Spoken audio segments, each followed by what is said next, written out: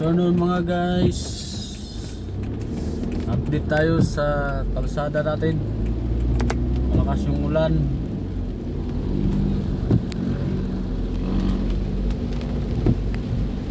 Dito tayo sa C6. Grabe yung lakas ng ulan mga guys. Dahan-dahan lang po tayo magpatakbo kasi madulas. Dito po tayo sa C6 papuntang Taytay. Galing po tayo sa Bikutan, grabing traffic. Dito po tayo. Ingat po tayo sa biyahe. Baha na sa kabilang side guys, oh. Lalim na yung tubig dun. Buti ito yung dinaanan natin, mataas to. Doon sa kabilang side papuntang Bikutan.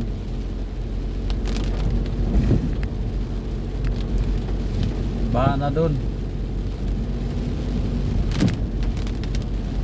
Ito po yung C6 na malapit sa gilid ng Laguna Bay. Sakop pa to ng Taguig.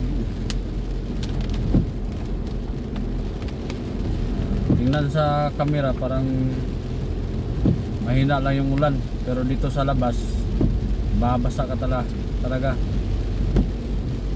Update tayo guys, update. Sa kabilang side, sa bandang kaliwa, medyo matraffic doon kasi malalim yung tubig. May parte na malalim yung tubig.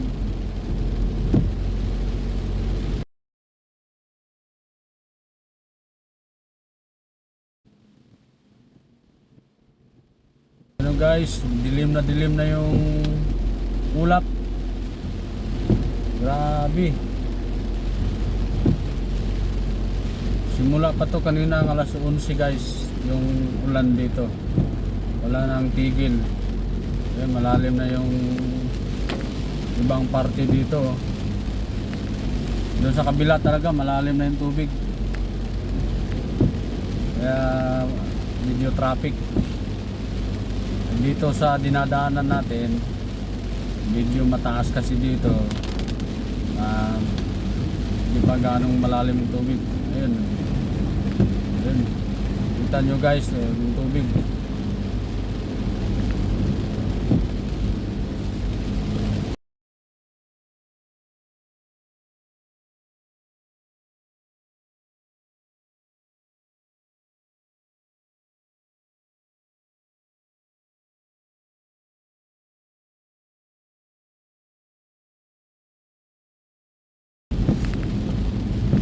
Wala na talagang tigil ang ulan. Alas 11 tapos mag alas 5 na. Ilang oras na, oh.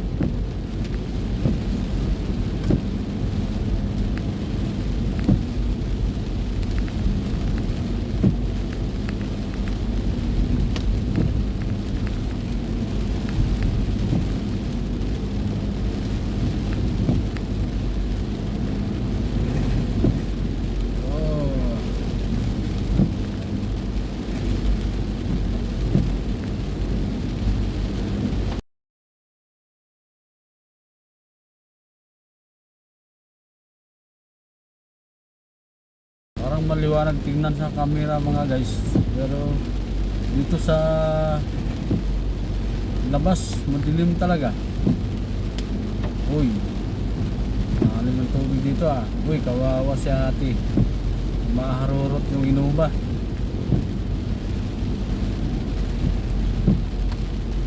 Alalay lang tayo kasi madulas yung kalsada.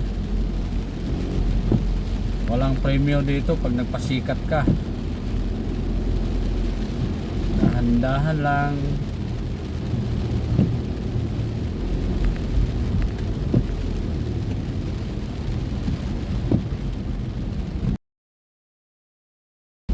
Dito kasi sa C6 guys, pag dumaan kayo dito, maganda magpatakbo dito mabilis. Kaso lang, ingat lang po kayo kasi pag hindi nyo kabisado dito, ang daming U-turn slot. May mga motor na bigla lang nag-U-turn. may mga sasakyan, kaya takaw disgrasya rin po dito eh.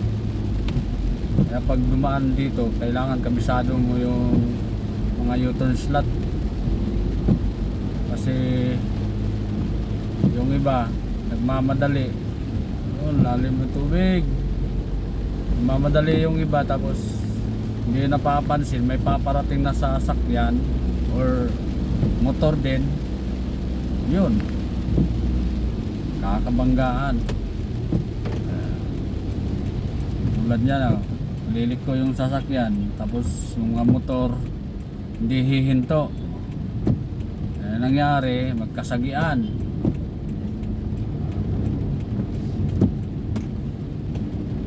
Uy, may nagbibinta ng isda oh. Yun guys, umapaw na yung, ito yung building na to guys. Yun ang flood control ng Taguig. Umapaw na talaga guys. Umapaw na yung flood control sa Taguig. Buti hindi pa umabot dito. Kaya tamang tama, uwi muna tayo. Uwi sa Antipolo para safety tayo. Mahirap makipagsapalaran pag ganitong may malakas na ulan. Hindi natin alam kung saan yung malalim na tubig.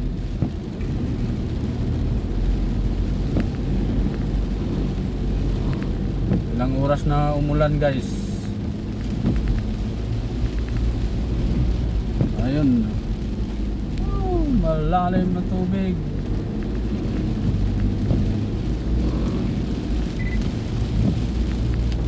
Dito pa naman sa Bikutan, mabilis lang umangat yung tubig kasi madadaanan natin yung tulay ng galing sa Marikina River.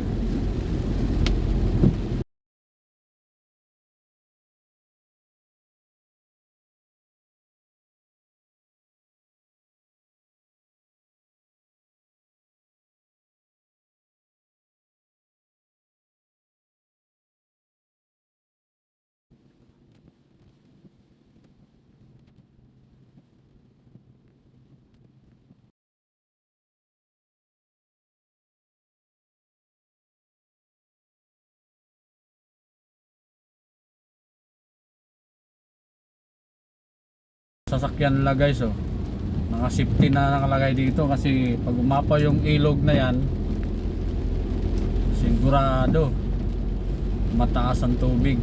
Kaya naka safety na yung sasakyan dito. Dito bandang side kasi sa kaliwa guys, maraming bahay po dyan, mababa, level lang ng ilog na yan. Yan ito guys oh, dito tayo sa tulay. Mapakita ko sa inyo yan oh.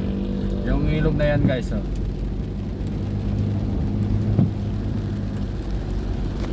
Yan, papakita ko sa inyo. Yan guys oh. Apaw na yan guys. Oh. Lalim na, di ba? Level na yung mga bahay nyo. Level na yung bahay. Grabe. Level na yung bahay, grabe oh. Doon sa baba siguro apaw na yan. Kaya tamang tama na uwi muna tayo. Ang bilis bumaha.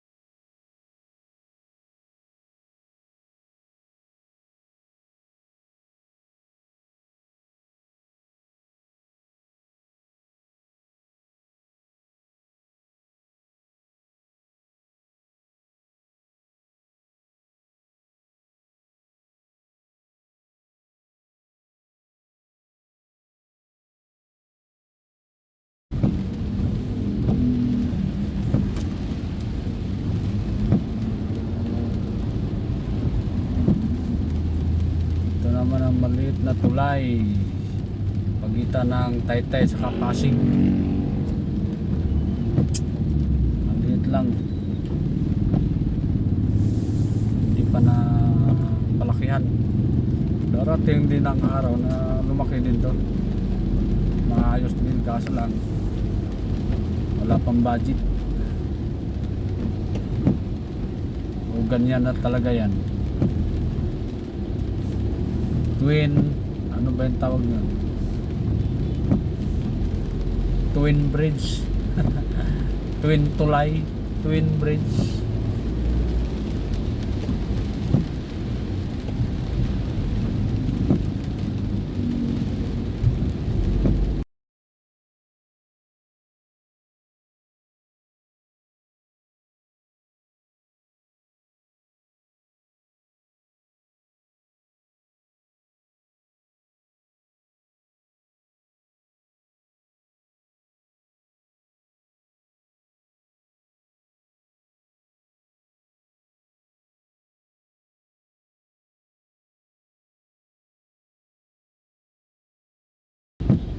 Mahirap magsingit-singit pag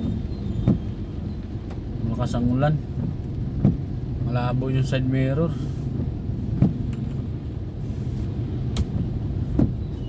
Hindi ko masyadong makita.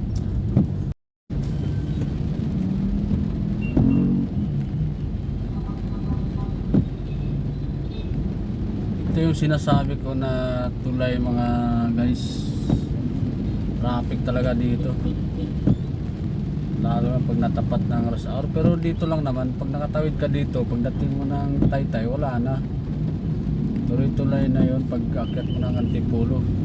Pero pag kumanan ka dyan, parang ginagawa po kasi yung kalsada dito sa Anguno eh, Taytay Anguno bypass po ba yun? Yun, medyo matraffic po doon, pero hindi naman gaano.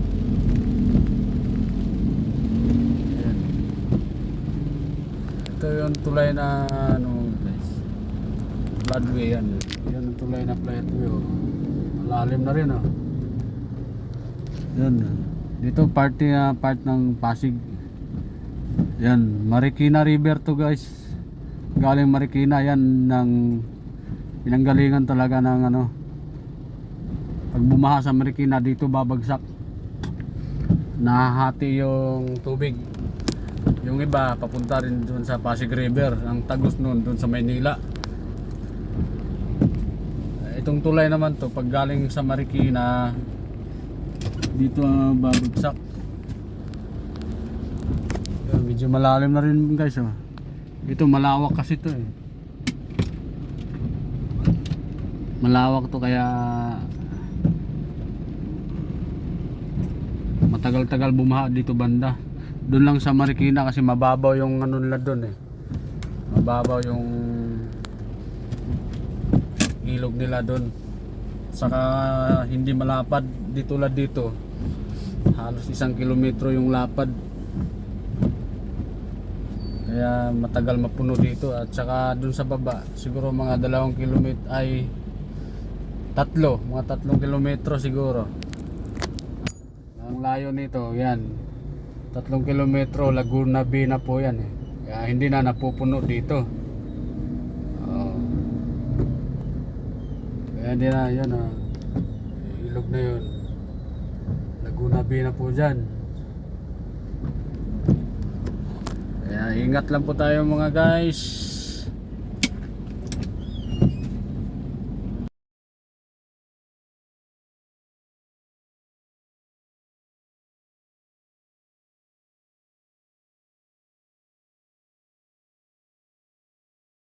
Thank you for your watching.